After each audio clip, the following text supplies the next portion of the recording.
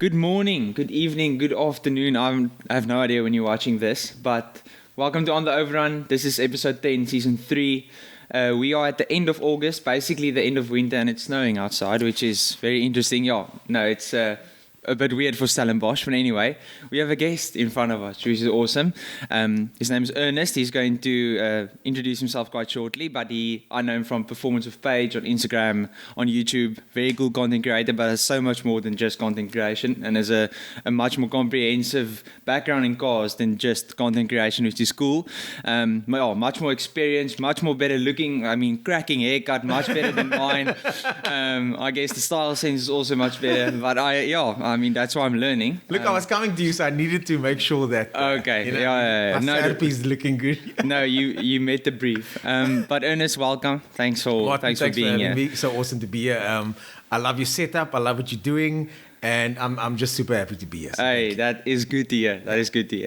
Ernest, so usually I start off with just asking people about their background in cars, a bit of the history. How did they get into cars? Where the passion started?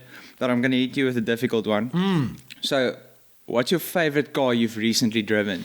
In the past year, what's your favorite car you've recently driven? So every year I choose a car of the year. And it might change in the next couple of days because I'm driving the GR Yaris for the first time tomorrow or Wednesday, 2 days' time. So that might change. But in 2019, my car of the year was the Toyota Supra. And then Performance Car of the Year. And then in 2020, my car of the year was the i30N Hyundai. So if I was to answer that, it would probably still be the i30N Hyundai. I mean, I drive way more powerful cars. But as far as driver involvement goes, as far as the moment goes that I drove it, how I was able to drive it, the experience that I had, there might be a little bit of, will I own it, peppered in there as well. But for the most part, my favorite car that I drove and the experience was the i30N Hyundai. The i30N. So it's all about character, the manual, the involvement, the analog. Yeah. Look, nowadays, I do prefer automatic cars for the most part. I don't think it's necessary to be shuffling around gears. It feels almost stupid shuffling around gears. It feels like a waste of time a lot of times. But the i30N, I mean, I got that car onto two wheels on a normal corner, on a racetrack though. Yeah. I hit the curb, hit the apex, and the car lifted up on two wheels. Not because it hit the curb and it bounced up. It was actually cornering on the two outside wheels. Yeah. It's a very sharp car. It's my kind of car. It's the kind of car that I would want to drive hard all day, every day, at a track day kind of thing. So I really enjoy it. It kind of spoke to who I am as a driver. I like rear-wheel drive cars normally, but that thing was it blew my mind. I was expecting something a little different. I didn't like some of the interior gauges and all those settings and menus and stuff. But I'm not a Golf GTI owner kind of guy. I get that Golf GTI is incredible. It's the best all-rounder. It's 8 out of 10 in everything. But I prefer something that's 11 out of 10 on track kind of thing. And I think okay. So when you're going 10-10s, when you're going full on. Yeah. Okay. Yeah. That's very cool. That speaks a bit about your history of cars in terms of track down and cool. Okay, that's very cool. I think the i30N, which intrigues me, is like just how much effort Hyundai specifically put in to make this a driver's car. Like at the start they said, okay, we're just going to make it manual. Of course, now you have the automatic also coming out. And I remember what was so cool is these days with manual cars, you have like an option to automatic rev match. Yes. Where you have like downshifting, whatever. Then you don't have to heel and toe. But nowadays, like when the car came out, it was very cool that they actually had a button where you could turn off the rev matching, which is a small thing. Yeah. But it just goes to show like this is for the driver. The one thing that I would change on that car, the pedals. The rev, I never use rev matching when I'm driving performance manuals. But I did with that one because I found the pedals just didn't suit my feet. And I generally I'm spot on with these pedals are good, these pedals are bad. I don't know, I'm not an engineer for Hyundai and they use the M Division X guy to help them design that car. So maybe I'm off on this one. But that's the first thing I would change if that was my car is change that pedal setup to something else because I couldn't get the heel and toe just right. That's interesting. Okay, so starting from the start, give us a bit of intro. Take young Ernest. Where did the passion for cars come from? Why was there something about cars? Yeah, I guess where did it start? Well, my parents always tell me my first word was car. I was obsessed from a very young age. My father was a truck driver, so maybe it was that. he always took his driving very seriously. He always made sure that he was the best. And even, he never competed or anything like that. He was a very focused guy. We grew up in a different time, as you know. And he made sure that he looked after his family the best way he could. And the way he did that was to be the best truck driver that he could be. So he would always be the best guy in whatever job he was. And that's kind of what I saw, man. So I wanted to drive cars. I wanted to drive fast. And then at a young age, I started doing naughty things with my sister's car and things like that, which I wouldn't recommend. Yeah. But I always wanted to drive fast, and I always wanted to drive well. I wasn't interested in street racing. Yeah. I wasn't interested in drag racing that much. I always wanted to drive around corners. And there were three things I wanted to be when I was young. It was a stunt driver, a motoring journalist, and maybe a race car driver. The race car driver thing was actually third on the list, but the first one was actually motoring journalist, and then the second one was a stunt driver. I'd watch Smokey and the Bandit, Burt Reynolds and those guys, and do the driving stunts, and I'd watch the scene over and over to see how did they do that. Like, growing up, sliding cars wasn't normal. Yeah. There were very few people in the world that could get a car sideways. Yeah. And that when I saw that for the first time, when I saw Smokey and the Bandit, and there was a TV show called Die Vagals. Yeah. The Fall Guy was the English name on Simulcast. Die Vagals. Yeah. That's brilliant. And I would watch that and go, how did they get that car to go sideways? And you got to also understand, this was like in the 80s, man, and people didn't know about these things back then. And here's this young me asking these questions, but nobody I knew could give me the answers. Nobody that I spoke to in my circle could give me the answers, because I didn't know that many people that raced or whatever. And then one day I tried to slide a car for the first time. And I wouldn't recommend this to any of the young Thundercats. There's now places you can go to do this. And I got the car sideways for the first time on a deserted gravel section. Oh. And the car went sideways. I was able to do that at a very young age and get the car sideways and then come back like in the movies. Yeah. But then the car went sideways and then it didn't come back immediately. It kind of stayed there for a bit. And I was like, what the hell was that? It's that balance feeling that you get when you drift a car. I'd never experienced it before. I'd never even hardly seen it before. Yeah. And then when it happened to me the first time, that was probably, I would say that was about in 1993 or 94. That happened to me for the first time. And the car went sideways and it didn't come back immediately. And I was like, what is that? That feeling there is what I want. And that was drifting. And that's when I fell in love with sliding cars. So, I don't know if you're familiar with Supercars of London. Mm-mm. So, he did like a small drifting journey maybe a year or two ago where he started learning drifting. And the one thing what was so apparent to me is it's not about drifting a car, it's more about like car control and getting to know like what your car is doing, why it's doing that, like why is this car sliding and not coming back in. And I think also with, well, I guess your early 2000s and before that generation cars these days are unbelievably powerful. Yes. Like it's very easy to get something over 400, 500 horsepower and it's very easy to get that to slide. Like it's turn a bit and hit the gas. Yes. But actually like the art of drifting, when you take, I'd say a 2-liter, a bit less powerful car, then it's actually a lot about clutch control and your steering, and like it's a lot more to do with the like skill of car control than it is the amount of power that the car's got and just throwing you out. So low power drifting pioneered by Tsuchiya, let me get his name right. Oh, yes. He pioneered that back in the day. I was 12 when Car Magazine, I think it was Car Magazine, had an article about the Midnight Club. And I mean, again, you got to look at certain things in context. Here's me in apartheid South Africa reading an article. We were cut off from the rest of the world. Yeah. We couldn't get import cars. We couldn't get certain things were TV shows and stuff were cut off from us for censorship reasons. Yeah. And I'm reading this article and this guy's drifting through a mountain with his hand out the window holding a glow stick. And I'm like, but that's not possible. Yeah. I've never seen it done before. I've never seen anybody do it. And then Top Gear came out in the mid to late 90s. Oh, yes. Where you would watch Tiffany Dell, sliding the BMWs and stuff on TV, and he was the best drifter on TV. But we never had Top Gear here. So BBC News would come on Saturday night at 12 o'clock, and I'd hit record on my parents' VCR and hope that at some stage during the night they'd show like a 10-minute Top Gear snippet, which they sometimes did. Yeah. And then the next morning I go check the quickly video, watch it. and then here's this guy in Europe sliding this car, and that was Tiffany Dell. And that's again where the information would come from.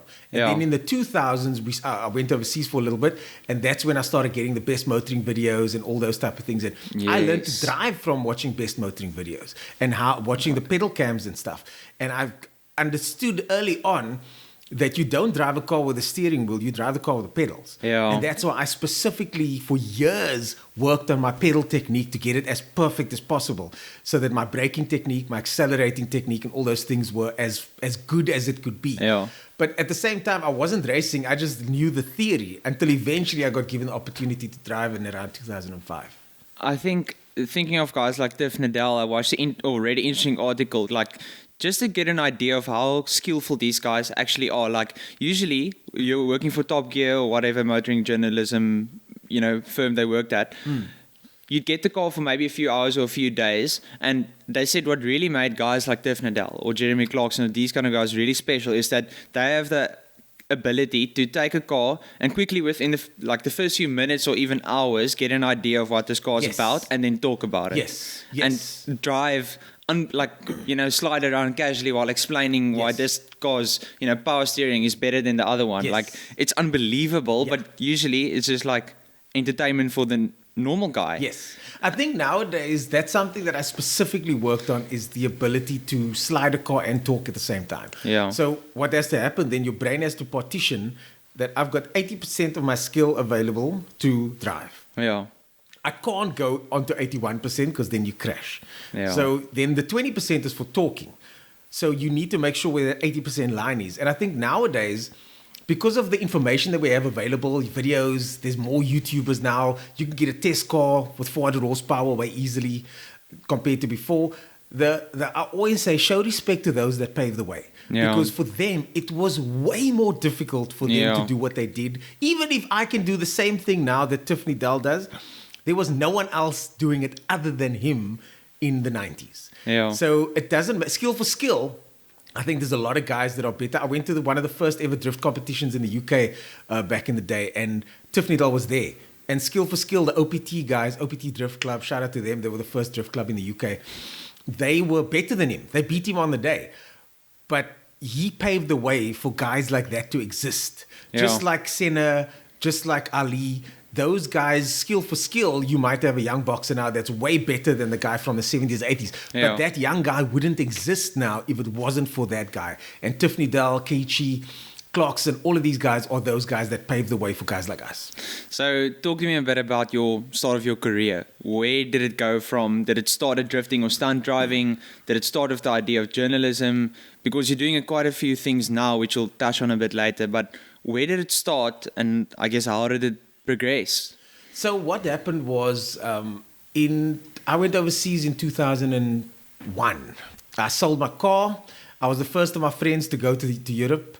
It was an unusual thing at the time, but I knew South Africa opportunity wasn't for me. Yeah. I need to go to Europe. I want to go race cars. I want to do something. Went to Europe, found... weird thing is that Clarkson actually entered this competition. It was a 24-hour lemons type race.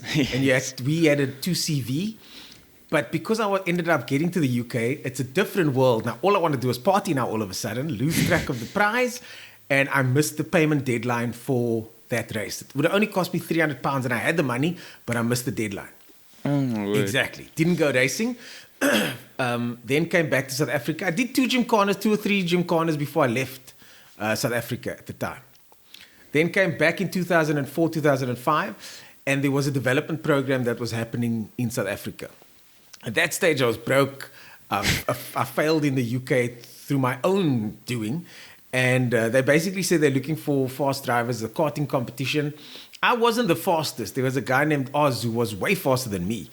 But I learned through that program that you don't necessarily have to be the most talented. You just got to work the hardest. Yeah. And till this day, I say Oz was a way more talented driver than I was, definitely. So we entered a karting competition. 25 drivers were chosen. I won that karting competition. And then 5 of us were then chosen to, they coached us how to drive. So Killarney, it was awesome. And they gave us golf. We entered every gymkhana. And my opportunity, that's why I'm always thankful for the opportunity I got from Killarney. I don't always agree with some of the policies. But at the same time, they gave me a massive leg up. And that's why I do so many different things now. Because they told me, you can do whatever you want at the track. We'll open the doors for you. Guy named Paul Simon made sure that happened. He was working, also a young guy. And for example, they said, look at that, commentator's not coming in today. Do you want to go commentate? I didn't want to go commentate. I was very shy. But they just threw me in the deep end. And next thing you know, I'm commentating. And I've been a commentator ever since. There was a gymkhana there. They asked me, you have to drive at the gymkhana, but you have to help us and set the gymkhana up. You're the first guy there, set it up, take it down, and you're the guy that's taking the times. Eventually, I went undefeated in the gymkhana in other people's cars because people would try and beat me in their own cars. So I would just get in the car and then drive their gymkhana.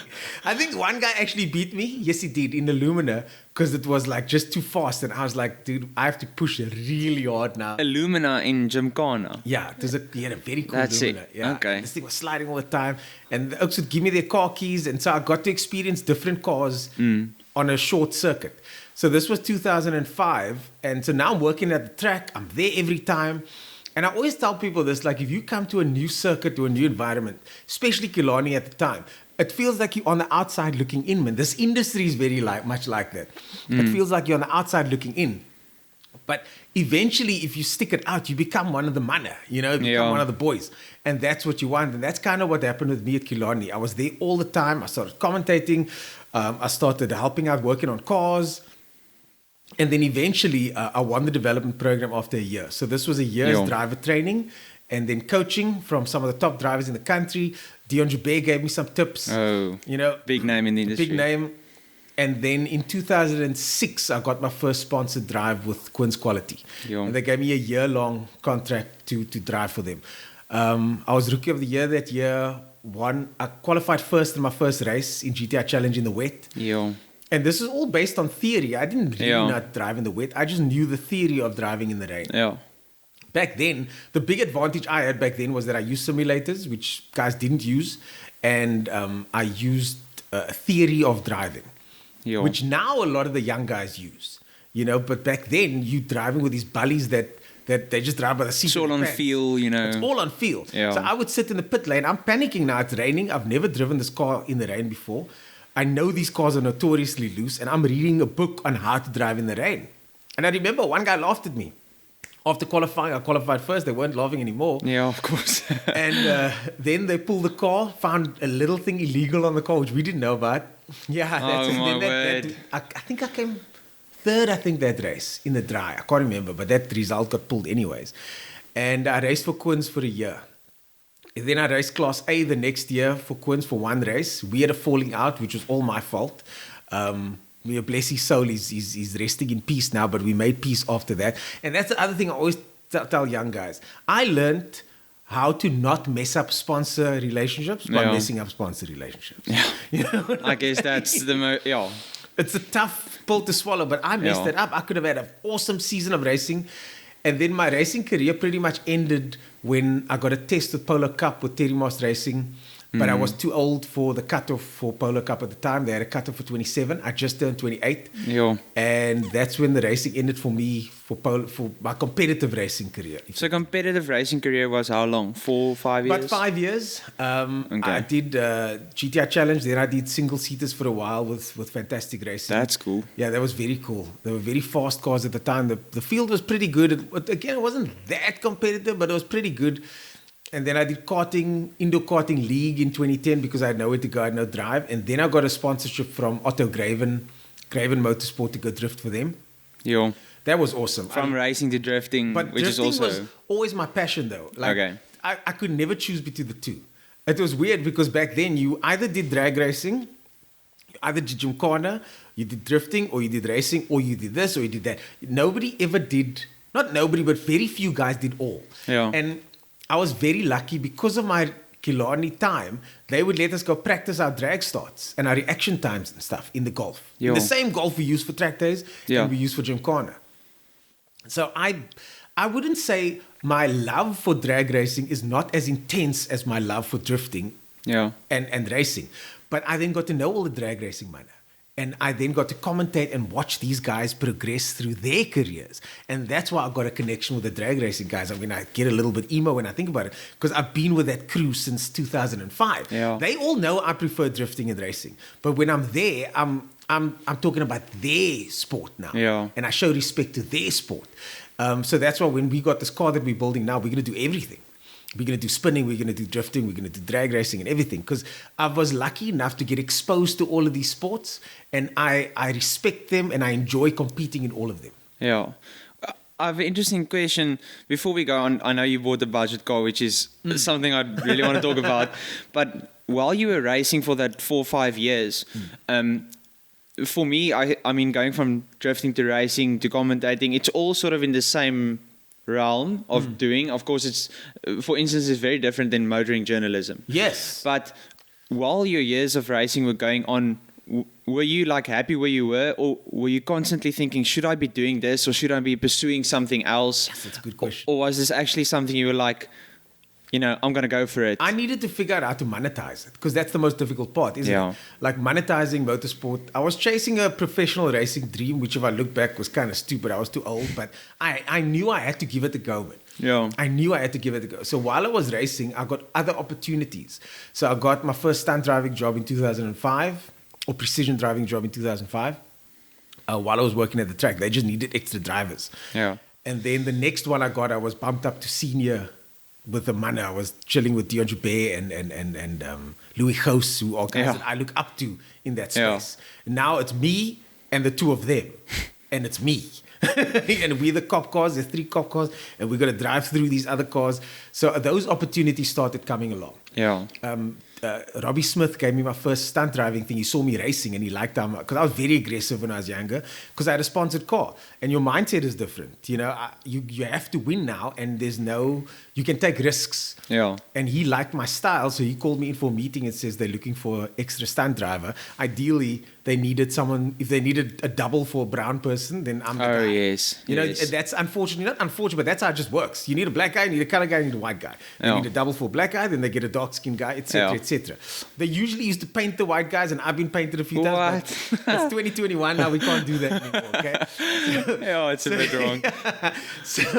But it's difficult to find, even now, it's difficult to find stunt drivers of color in South Africa, just because of the history of this country and the culture where I'm actively looking for dark-skinned drivers. You know, I've been actively looking, because it's difficult, because if you grew up in a space where your parents don't have cars, you're 20 years old, you've never even driven a car yet. And a lot of communities in South Africa are like that. I was lucky, my sister had a car, and now I start driving when I'm 14, kind of thing, you know?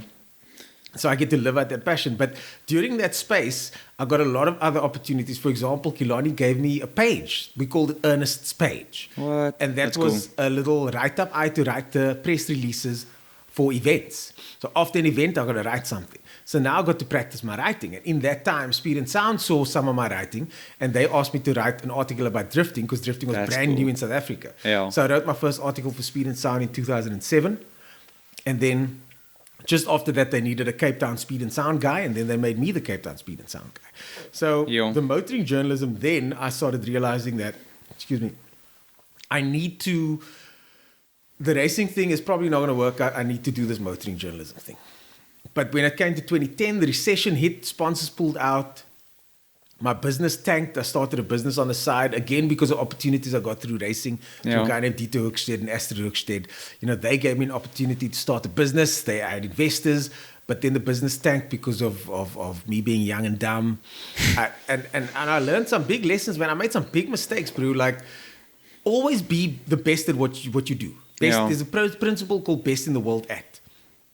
What am I going to be the best at, or one of the best at? That's all I do now. If I can't be good at something or really good at something, I don't want to do it anymore. I'll do it for fun, but I'm not going to do it as a career. Yeah. So I did the tuning thing as a career, and I wasn't the best at. There's guys like Herman, there's the ATM guys, there's the stealth tune guys. Yeah. These guys are legit at what they do. I was never going to be part of that group. I went for all the training. But when the going got tough and the recession hit, only those best guys bubbled to the surface and stay around. So my business closed. I was in massive debt. Recession, no more racing. And then I went back to IT. So for about 5 odd years, I was back in IT doing a job that I hated. And I was like, yo, this is flipping sucks. But I think you knew that it was an interim, just filling in the spot until you get back into the car industry. I hoped it was an interim. I hoped, and I didn't know. Because at that stage, up until that recession, I couldn't lose. Like everything I did turned out okay. For that 5-year period, I always won races, I won events. If I wanted to do something, I would win. And then all of a sudden, I lost big, bro. And that was a massive knock to everything, ego, everything. You know, so for that 5 years, I was back in IT, and my teammate for the 9-hour, we actually won our class in the 9-hour Killarney last year, the South African Endurance Race. He was my boss in IT at this one job. And he told me, like, you could see it in your eyes, man, this wasn't your vibe. That IT stuff wasn't my vibe, but I did it for the money and I did it for a job. But in that period, opportunity came through the motoring journalism thing, kind of just opportunity hit, and I grabbed it with both hands, and now 5 years later, I think just listening to your story in terms of the tuning company that didn't work, or the, you know, in IT and so on, the racing that stopped, you know, even if you could be the best in something, you know, sometimes it's just experience that shoots you in the foot. Like as you said, being young and dumb, making stupid decisions, messing up sponsorship deals because, I mean, you're maybe a bit arrogant or full of ego, but now you've got that discipline. Which probably took you to where you are now and going to take you further. Most of my sponsorship deals now, like I'm partnering with Master Drive now. I just had a conversation with them. You know, that's our biggest partnership relationship at the moment, Master Drive. I'm an instructor for them as well. Excuse me. But I make sure that relationship is pristine now, bro. I make sure that there's nothing in between us that's going to cause hassles. And if there is, we deal with it now and we make sure it's done. So I make sure my sponsorship relationships now are as pristine as possible. And I still make mistakes, of course. But at the same time, I keep those things as clean as possible because those are the things that pay the bills in the future. And I think young guys get arrogant. We think we're too good. Like there was before the recession, things were good, man. I would go to the bar after a couple of wins and guys would come to say, hey, man, how do I sponsor you? And whatever. That's how it was. I was a colored guy that was quick in a time when there weren't a lot of us. They were because we just didn't get access to the track, you know. There were the Levies, of course, that paved the way and a bunch of other guys, Modax, etc., etc.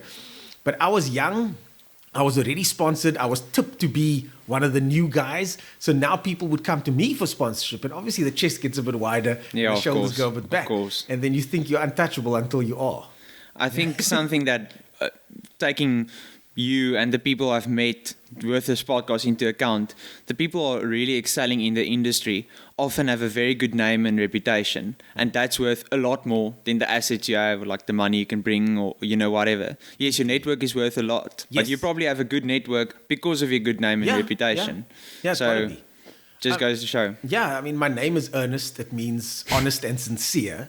So I kind of have to be. And I mean, I wasn't always that way. I was naughty. I was, you know, did stupid things back in the day. But now I try and just do the right thing all the time.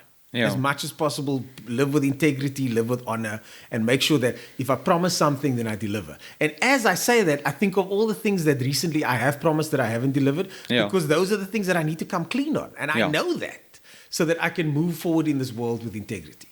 So in terms of your motoring journalism career, you said it started after the IT. Now tell me a bit about how that went. Where did you start?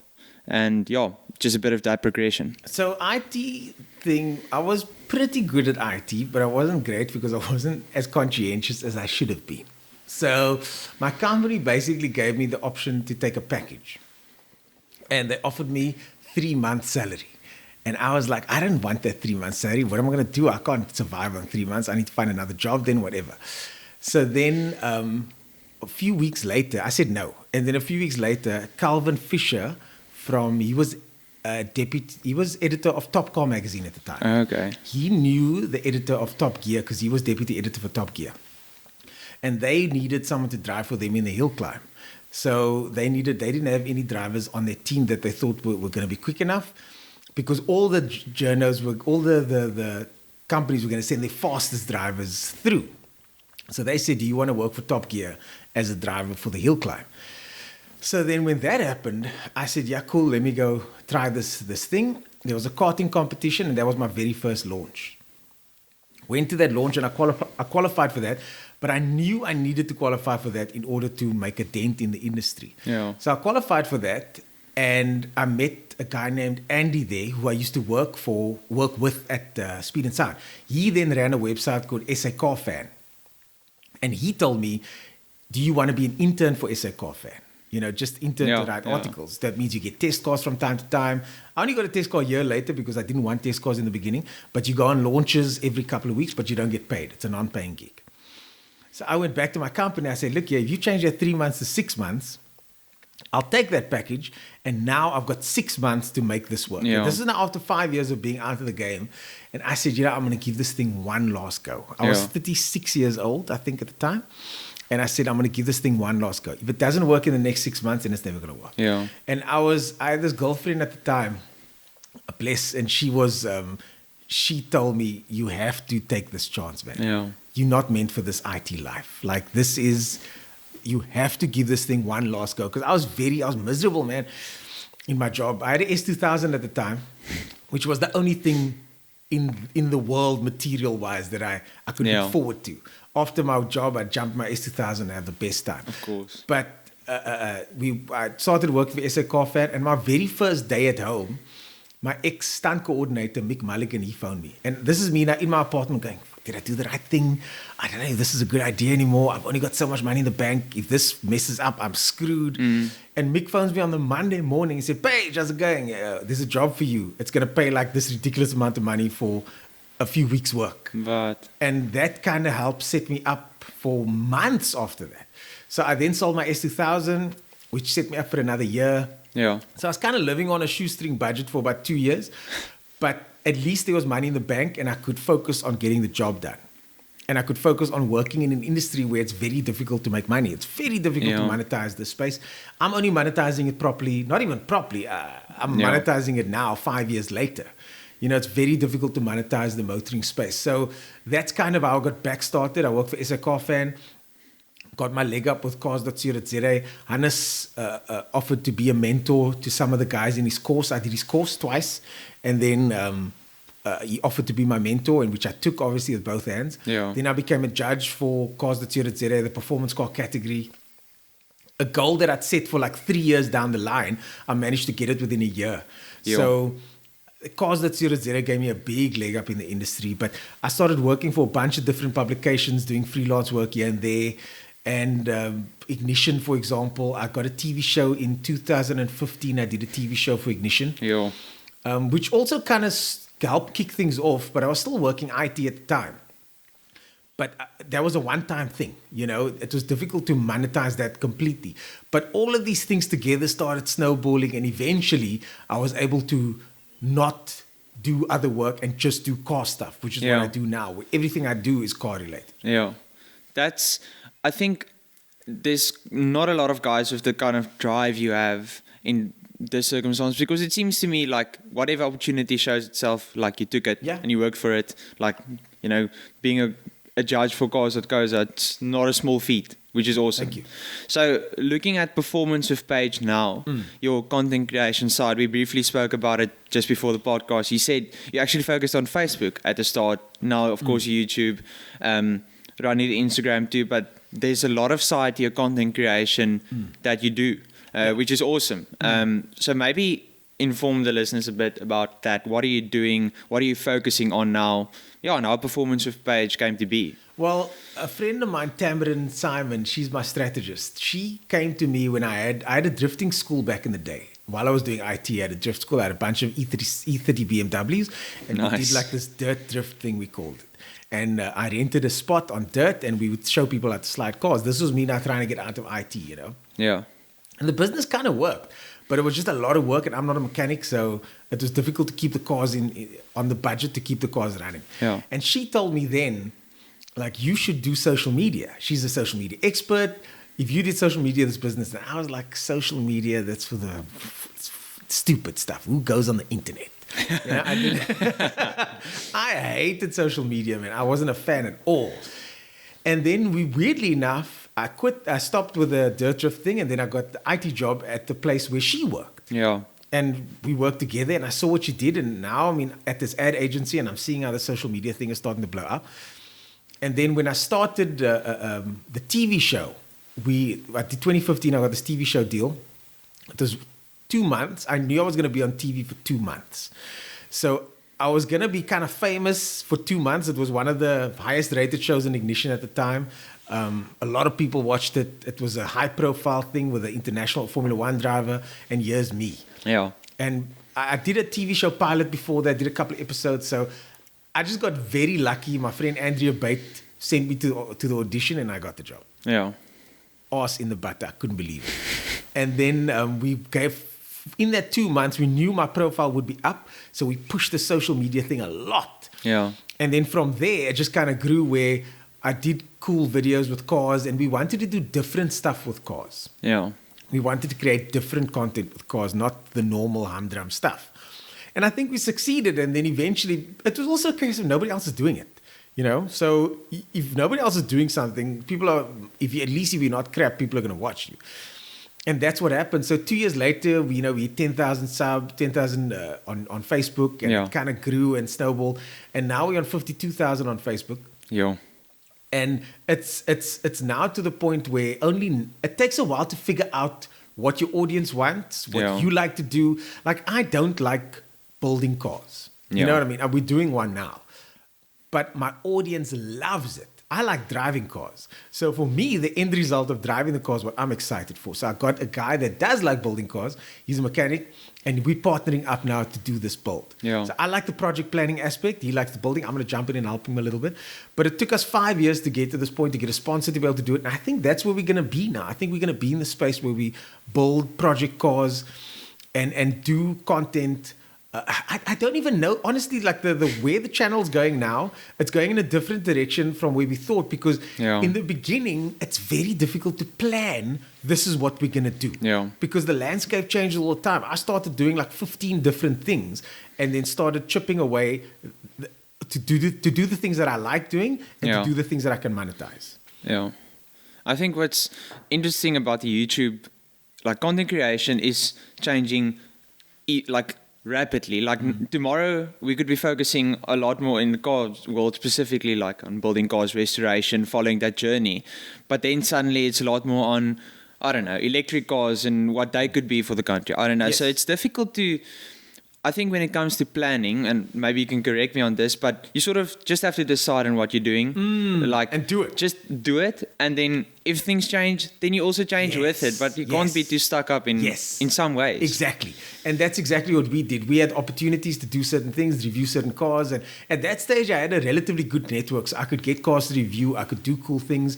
We did cool projects. We did we did an interview with this kid. He was 7 years old, and that video did really well. You know, it's that type of stuff. And you figure out what works, and you try and do it again. Yeah. Until you get to a point where, okay, now this works, we try and do that again. And it just evolved over the time, and YouTube became popular during that time. We probably should have focused on YouTube a bit earlier. Yeah. And we didn't. And now I'm focusing heavily on YouTube, because I think that's kind of where things are going. We also got a website up now, performancepage.co.za, which I also should have done a long time ago. We'll be doing that now. And I've made a lot of mistakes in the space because I'm not good at it. I had to learn the social media side. I didn't understand Facebook for like a year, man. Yeah. I just didn't understand how the social media thing works. Yeah. Because I like living in the real world. Like, me and my lady went away now to Ceres for the snow, and she loves taking pictures. She's a photographer, and I was like, put that phone away. I'm here now. Yeah. I don't want to. That's work for me. Taking pictures and videos and stuff like that, that's work. When I'm not with doing work, I want to be in the moment and do the thing that I'm actually doing. So it took me a while to get my head around filming certain things or whatever, but it's an evolution. And to, like you were saying earlier, to the young guys, I always say, just start. Yeah. Just start. It doesn't matter what you do, but you have to start, because people talk about talking and meet about meeting, bro, and then they do nothing. 2 years go by, and then all of a sudden you've done nothing. Yeah. So we were quite lucky. We had 2 months, And in that 2 months, I had like a little anxiety attack because I would go to the track normally and be kind of anonymous. Yeah. Now all of a sudden I go to the track and people want to talk about this TV show. Oh, yes. And I was like, what the heck is that? And I was very changes things. shy back in the day. I was very much a one-on-one kind of person. I Yeah. don't like talking to groups of people. I never liked it. But all of a sudden I get to the track and there's like 5-6 people around me asking me what Mika Salo is like, this Formula One driver. You know what I mean? And Yeah. it was just a weird time. But in that 2 months, we maxed it out and our subscriber count jumped up a lot. And now whatever we did, at least we had a little bit of an audience. Yeah. I think you're on a good growing path now. You sort of established what you're doing. You've decided what's important to you. Yes. If I had to ask you, firstly, whatever video you're going to bring out now, it's going to be a massive success. So don't worry about what the audience wants. So if I had to ask you, what kind of content do you want to shoot and what kind of cars do you want to drive? What would it be? I want to go drift in Japan. Yeah, that's always been my dream. It's always been. And we were so close because we had a sponsor pre-COVID that we did a show with, and they were committed to running this journey with us. But then because of COVID, they had to pull out. So I'm still working towards that. Close. Yeah, man, I was bummed. I was sad, bro, but I'm still working towards that. We now got this rallycross project that we're doing now, which is probably the closest I've come to doing what I want to do, because I get to slide this car around and just drive. Yeah. You know, I still love driving. But the weird thing is that cars has become secondary to me now. That's interesting. Career is first. I'm 42 years old now. And you don't look 42, by the way. Thank you. Okay. I put on my moisturizer. Is it? Okay. Yeah. But cars has become secondary to me now. I've driven all the cars, and it's weird because I was obsessed with cars. And if I stopped doing this, I'd feel the same way again, I think. But now I get to drive all the cars I pretty much want. I get to drive various racetracks around the country. I get to do all the cool stuff that I've always wanted to do in cars. I mean, you must see the itinerary for this GR Yaris launch that I'm doing now. We're playing games. We're going to 2 different tracks. So cool. It's very cool. And I love what I do. Yeah. But I've already done it. Yeah. So now, what I haven't done is make enough money so that I can live as comfortably as I want to, have the legacy that I want, support my family the way I want, and support my community the way I want. That's my next goal. So I think the goals are often selfish, man. So my personal goals for me, I've reached. Yeah. You know what I mean? I've ticked all those things off the list. Now it's building that legacy and making just stupid amounts of money and monetizing what the space that I'm in. So whatever it takes for me to get to that point, that's what I'm willing to do. So but if I had one car dream left, it's go to Japan to go drift. Okay. I just wanted to ask also, like, you know, if there were to be one thing left that you want to achieve, what would it be? And I guess the drifting in Japan is that for you. Yeah. But with what you're currently doing, it's interesting to me that it's a good problem to have. There's something I aspire to be, you know, I have all these goals with cars I want to drive and tracks I want to be at, and you've like, okay, done that, and what now? Like, it's a good problem to have. But with what you're doing now, what is the most fun part of your job? Something that you like wake up in the morning and you're like, that's what excites me. I tweaked my back a couple of years ago before the stunt in the driving. Well, I wouldn't say it was because of that, but I just tweaked my back. My back's a bit tight. Yeah. Since then. So the thing that was excited me the most was stunt driving. That got me fired up the most because that used to, that intensity, man, you got one chance to do this. You got to now take this car and handbrake turn this car into a gap. Yeah. And you only get one chance. You can't mess that up. If you mess it up, that car's the only car we got on set today. So that intensity was my favorite thing. Yeah. But I think with the maturity, you just kind of grow out of certain things, man. And now what gets me up in the morning is financial goals. Yeah. You know, I should have focused on that when I was in my 20s. But I thought fun was the objective. You know what I'm saying? I thought fun was the objective of life. Have as much fun as possible and hook up as many times as possible. Well, we heard of the partying in the UK, so I guess that was So I thought that was the goal. If I got those things, then I'm winning at life. But I realized that it's not the case. unfortunately, the way this game works in life, it works on a bank account basis. The more money you've got in your bank account, the more access you have to certain things. And yes, money doesn't buy happiness. Yeah. But it also does allow for certain things. I can then go to Japan if I wanted to, if I had the money in my account. But I can't do that now because I'm still working to that point. Yeah. So what gets me excited now is making money. So if I've got a job, if you told me on Thursday I must go drift a car for whatever reason, and you told me go drift that car and you get paid to drift that car, Yeah. that's what gets me excited. So, and I get excited thinking about it because I've already drifted a car, man. I've already drifted a bunch of cars. Yeah. I've already done those things. And maybe I didn't compete at the highest level like I dreamed of when I was younger, but those testosterone levels are too low now anyways for me to even bother about that. Yeah. You know, my competitive drive is not as high as it used to be. But I get guys like you have that. And I respect that. And I've coached a couple of young athletes for driving stuff as well. So I get how their mind works. To them, winning is the only thing. Driving is all that matters. Yeah. I get that. But for me, I'm past that phase now. Where I'm at now is if I drive a car, if that wheel turns and I get paid, then I'm happy. Yeah, cars are a vehicle. No pun intended, but they are the vehicle like for. With this master drive thing now, we've got a deal with them. It's a sponsored deal where they pay for the car, and I get to work for them as well. We've got a deal built around this whole thing as well, and I get to slide this car. Yeah. So this to me is a massive win. Yeah. And we've been working towards this for a long, long time. So from now on, if I can do what I'm doing now with this Master Drive build, where I can get paid to do the cool, fun content that people want to see, that's always kind of been the goal. Yeah. Get paid, drive cars, and create content that people want to watch. So that's kind of what gets me off at the moment. That's interesting. I think I'm learning a lot. Like, of course, a lot of what you've experienced is sort of what I'm hopefully going to go through. So it's cool to sort of... you're at the start of your journey. Yeah, very much. And I don't begrudge guys for just wanting to drive the fast cars. Of course not.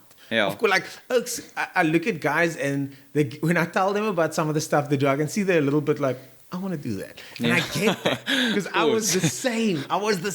I get it. But once you've driven a few cars, you get your favorites. You know, when you said earlier on, Tiffany Dell gets into a car and he knows exactly what. You build up a database. Yeah. There's only certain configurations. The engine's either there or it's there. Yeah. There's either 4 wheels or there's not. Yeah. So you get into a car and then your database of the hundreds of cars that you've driven sort of kicks in. Okay, what category does this car fit into? It fits into that category. Okay, what other category does it fit into? Fits into. So it has to be one of these types of things. Sometimes you get a car like the GR that surprises you. Yeah. You know, sometimes, but not often. So when guys say they love driving and things like that, and I heard Ian McLaren say that of course I still love driving. I definitely love driving. But driving used to be my primary focus. Yeah. It's not anymore. And I think something I hear a lot from current journalists is like, your cars these days are so much alike. They are so similar. So it's really, like you said, the GR Yaris is a standout. And it's unbelievable what the Toyota did. But, I mean, even your countries like Korea and China, you know, they're bringing out cars competing with Germans, competing with other Europeans. So it's very difficult to sort of get that standout car. Yeah. And I think all cars are good these days. Yeah. If you look at I was wrong when I said this. Dave, the car guy, slapped me right on this one. I said that, wasn't it better like back in the day when you drive a car and it goes 0 to 100 in 7 seconds and not 8 seconds? Because then you get that feeling in your stomach because it's so much faster than the other one. Yeah. He said, yeah, but now every month a car comes out that goes 0 to 100 in 4 seconds. Yeah. Whereas once a year, you get a performance car back in the day. So now we're spoiled for choice now. But I always tell people it's 4 wheels and a steering wheel. Yeah. It's 4 wheels and a steering wheel. There's nothing different here anymore. It does the same thing. Your database is big enough. You know where this car falls in, and they're all pretty much the same. But you get cars like the i30N that are the best. The i30N is like the best version of that type of car. Yeah. The GR Yaris is kind of like a new-ish thing, but it's still effectively like an Evo, or like more like an Evo or a Spec C Impreza or something. You know, it's still based on that formula. But when the Spec C came out, That was like, holy shit, this is a new thing now. Nobody's done this before. When the first Imprezas came out, or the first Mitsubishis came out, it's a whole other thing. That doesn't happen as much anymore. So there's not as many surprises. Yeah. So continuing on from that point, what are your favorite generation of cars? What's your favorite type of cars to drive? My 200 SX was probably one of my favorite cars. That's the only car I miss. I had a 200 SX. It had like 150 kilowatts at most at one stage. First drift car? Or? Yeah, it was technically not my first drift car, but my first competition drift car. Okay. And thin tires, LSD. I drove that car on the road with 10 coilovers, fixed solid bushes. Yeah.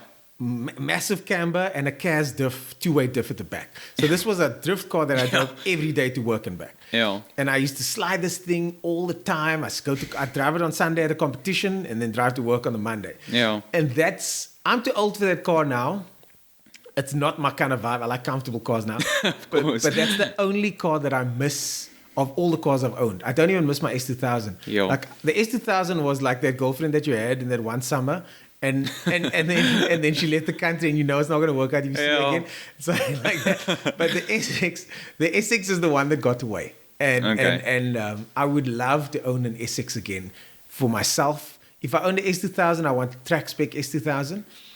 But I can't even remember what the question is now. I kind of lost track there. I mean, what are the things of that? Like listening to the type of cars you like, it seems like very simple JDM. JDM specifically, it seems like you really like. Of course, the Japan drifting and so on.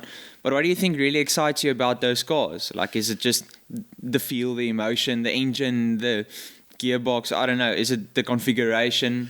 For me, any car can excite me if it does what it says it's going to do. Okay. So, for example, not any car, but let's say a car's supposed to be this, and that. If it does those things, it gets a tick in my box. Yeah. But the SX, I mean, I was obsessed with drifting when it happened. We were the first guys in the country to drift. There was a very small group of us.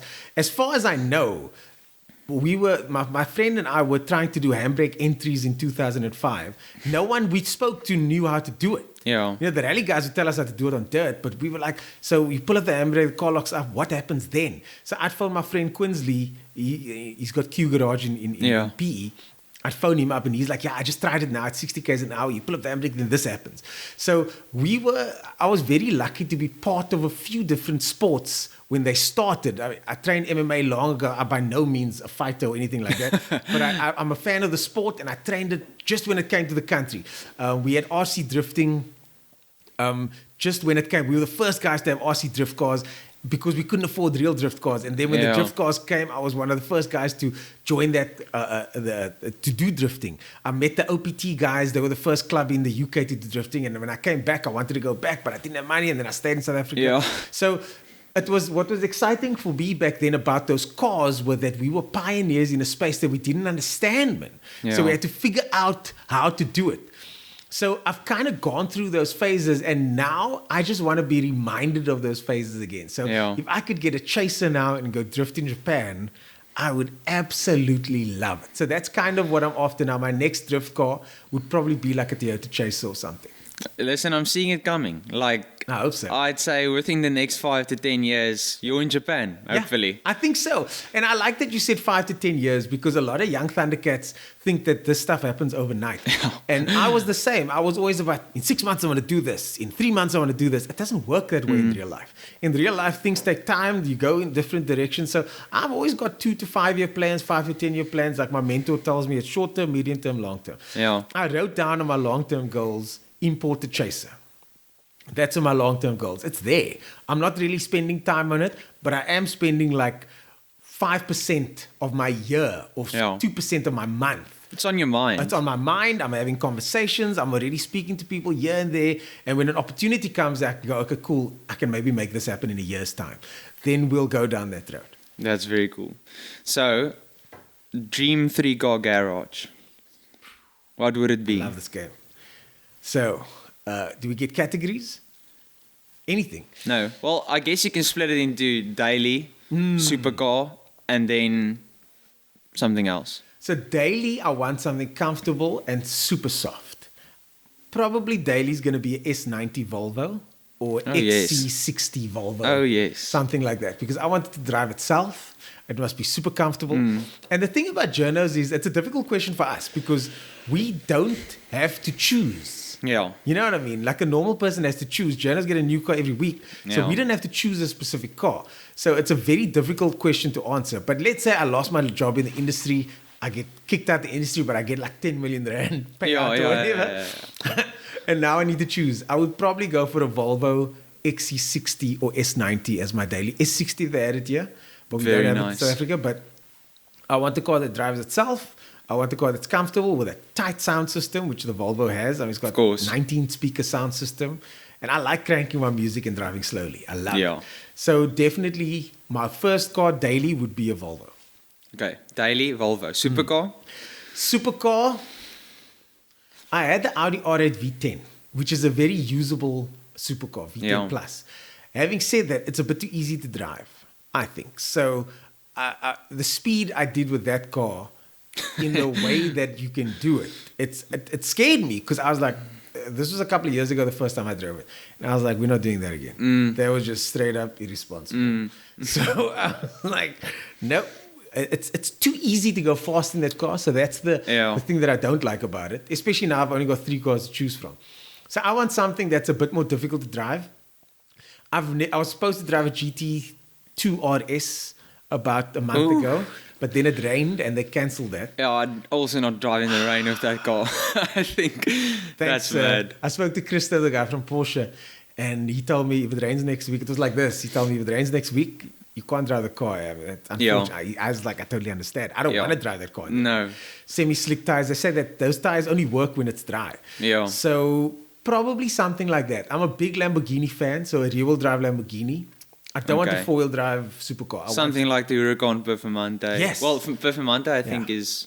I think it's rear-wheel drive. It's rear-wheel drive. There is a rear-wheel drive version of that. Yeah. I think the Performante... Or like the Evo rear-wheel drive. Yes. But something that's a bit difficult to drive. Something that's going to keep me on my toes. And something that I can learn over time. Like my S2000, as slow as it was. Yeah. When I got it, I remember guys saying...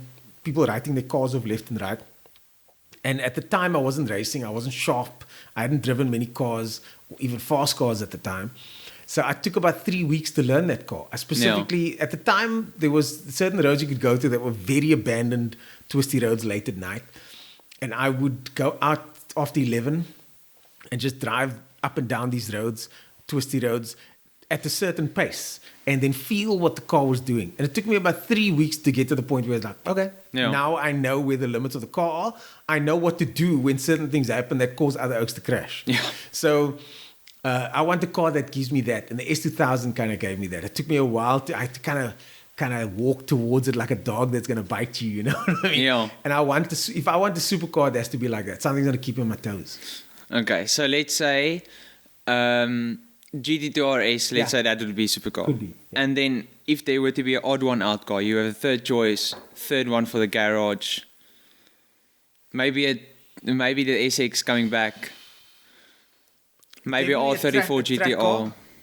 R34 GTR is one of my favorite cars I've ever driven. But it's not a car that I'd want to own. Interesting. I would definitely rather go for something like a modified S2000 race car. So a couple of years ago, my friend Dexter had an E36 and he invited his closest friends to come drive this car. And we all took turns doing laps. Yeah. And it was great, man. It was so awesome to be able to do that. And that's one of my goals, is to have a car where I can invite friends with and do passenger rides. And I think this E36, I'll definitely do passenger rides at least. Yeah. We're going to go have a testing day, pull in, here's a helmet. Let's go have fun. Because what I found is motorsport's a very selfish endeavor. And this whole industry is a very selfish endeavor. And you don't often get to share it with your friends, man. Unless they're also racing or whatever. Yeah. So I want to share this with my friends and the people close to me going forward. And that, I think, my third car would probably be something like a toy that we can all drive or all sit in or whatever. Yeah. I think that's very cool. That's very much why I started this podcast and why I'm going to do what I'm going to do is just to be able to share it with people. Like, cars is a means to gather people, I guess. And if you can't share it, for me, it doesn't mean a lot then. Yeah. So, But Ernest, I want to thank you. I think we had a good chat. That was cool, man. I can't believe it went on for so long. Yeah, can you believe it? It was all an hour. But I'm very excited to see where Performance with Paige and all your ventures go. It seems like you're constantly partnering, doing new things, trying new things. So I'm going to link his stuff below. Give him a follow. Even if you don't watch his videos, that's also fine. Just check out where this man is going because we're seeing good things, which is awesome. But thank you again for joining. Usually at the end of the podcast, I always say, rather love cars because it's better than drugs. This is true. This is very true. But all right, have a good one. Cheers. Cheers.